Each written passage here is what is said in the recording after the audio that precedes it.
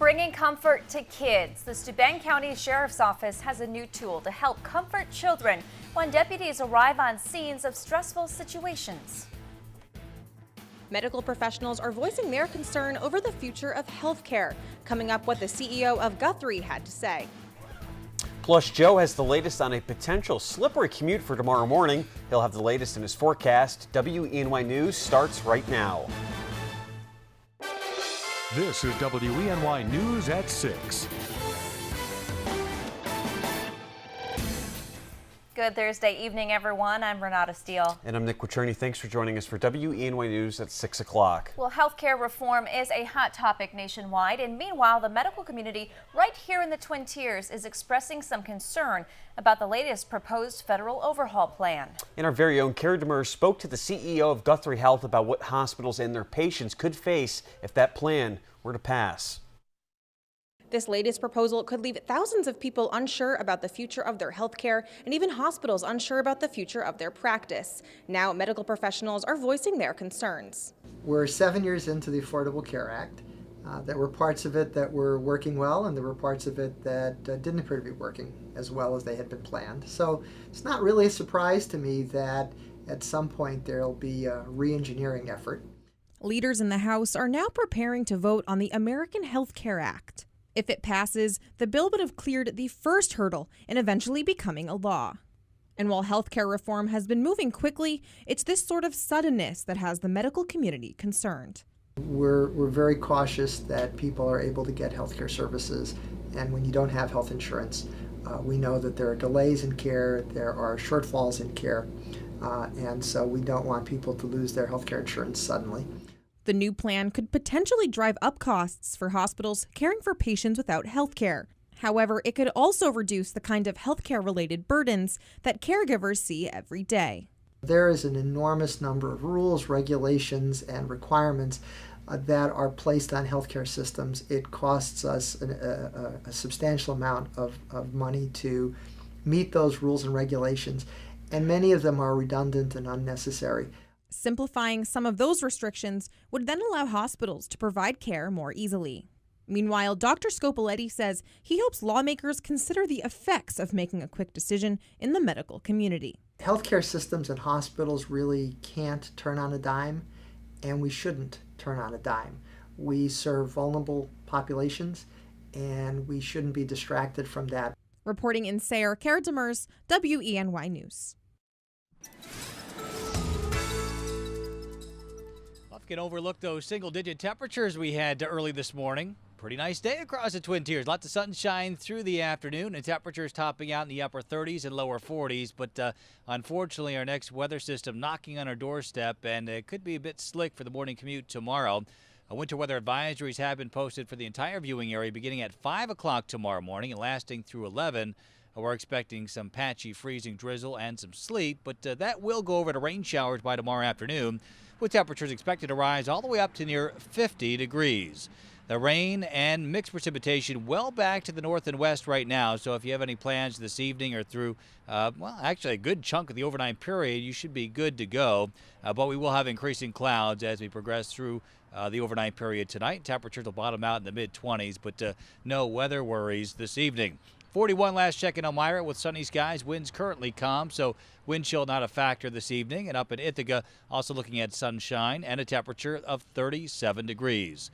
So our forecast for the rest of tonight, we are calling for increasing clouds, maybe a touch of a wintry mix closer to daybreak, down about 25 for a low, so not nearly as cold as where we were last night. And then for tomorrow, that patchy, freezing drizzle and sleet will go over to rain showers for the afternoon. We top out at 51 for the 5-degree guarantee. Looks wet through a good portion of the upcoming weekend. I'll let you know whether or not any more ice is in the forecast coming up in just a few minutes. All right, thank you so much, Joe. A developing situation in Schuyler County tonight where state police are investigating an incident that happened in downtown Watkins Glen this afternoon, leaving multiple cars damaged. Now, details are still limited at this time. You're looking at cell phone video provided by a viewer to WENY TV. In that exchange, at least one Watkins Glen police car was damaged, as well as a Guthrie Health van. This happened on North Franklin Street in Watkins Glen.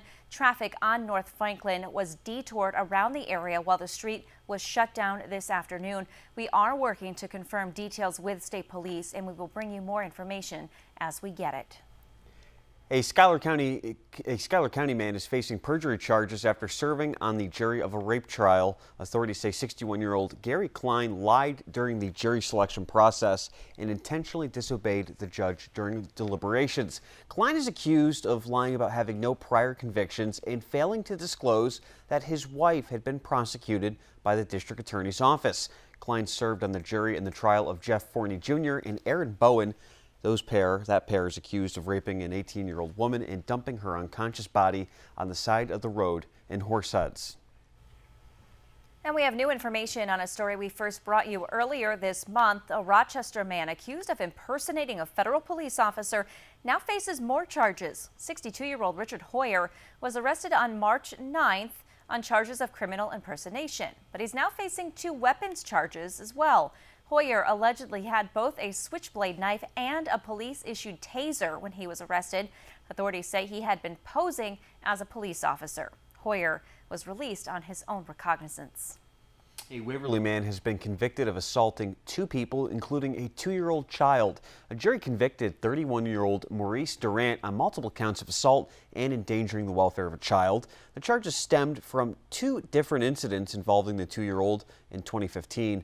Additional charges were filed after Durant allegedly assaulted a woman in 2015 and in 2016. Durant will be sentenced in June. A local sheriff's office received a donation that will help children in times of stress. Now, earlier today, our very own Brandon Menard spoke with the Steuben County Sheriff about their comfort bags. The Steuben County Sheriff's Office has teamed up with the Kiwanis Club to create comfort bags for deputies to hand out to children who are in stressful situations. The club donated the bags along with a $100 Target gift card to the Sheriff's Office so children can feel more comfortable whenever law enforcement is around. So if a deputy responds to a crash scene where mom's being treated or dad's being treated or whomever, they can give them this to help calm them, also to keep them occupied, give them something to focus on other than the tragedy at hand. The comfort bags, which will contain a stuffed animal, crayons, and a coloring book, will also give children a way to relate to deputies as something positive. But this is just another tool that helps us relate and be more relatable to the children. And again, it shows the deputy is there to help them, not to take away mom and dad or anything of that nature. The Steuben County Sheriff's Department says that these comfort bags are in every patrol car for any child in a stressful situation in need of a smile. Reporting in Bath, I'm Brandon Menard for WENY News. And one of the Steuben County Sheriff's K-9 deputies will be receiving a set of body armor. K-9 Devin is a 4-year-old German Shepherd. He became part of the Steuben County Sheriff's Office back in January of 2014. Devin is currently certified in narcotics and tracking and will soon be certified in patrol. The vest is a donation from a nonprofit group called Vested Interest in Canines. His handler says the vest is a necessity for Devin. As his safety is just as important as mine.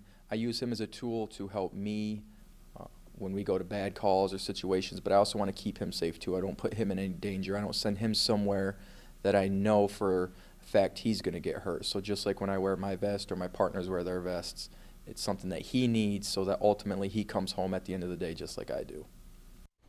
And Devin is named in honor of Army Sergeant Devin Snyder from Cohocton, who was killed in action in Afghanistan back in 2011. Well, if you're interested in learning more about downtown Elmira's food scene, well, you can get a taste of what's being offered tonight as Elmira Downtown Development currently hosting its 8th annual Taste of Downtown. And that's where you can find our very own Isabel Garcia, who's live at the historic Arnett Art Museum on Lake Street, where the event just got underway. Isabel?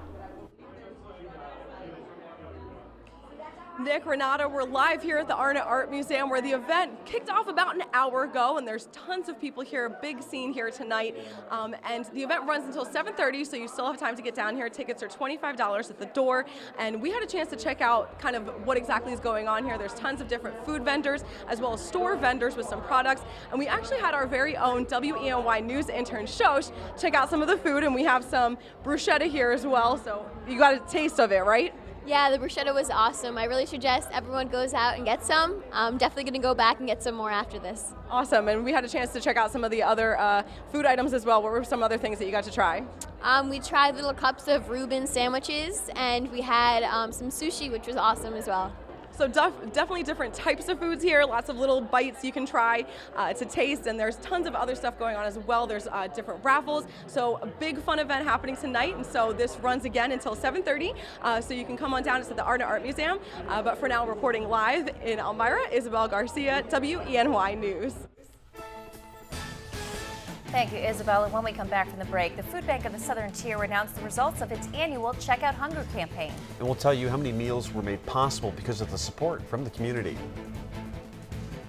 And some patchy ice expected across the Twin Tiers for tomorrow morning. I'll let you know whether or not we'll see improvements through the weekend or not coming up right after the break. But first, a live look at our Mansfield sky cam. Bright, sunny evening all across the Twin Tiers. You're watching WENY News at 6.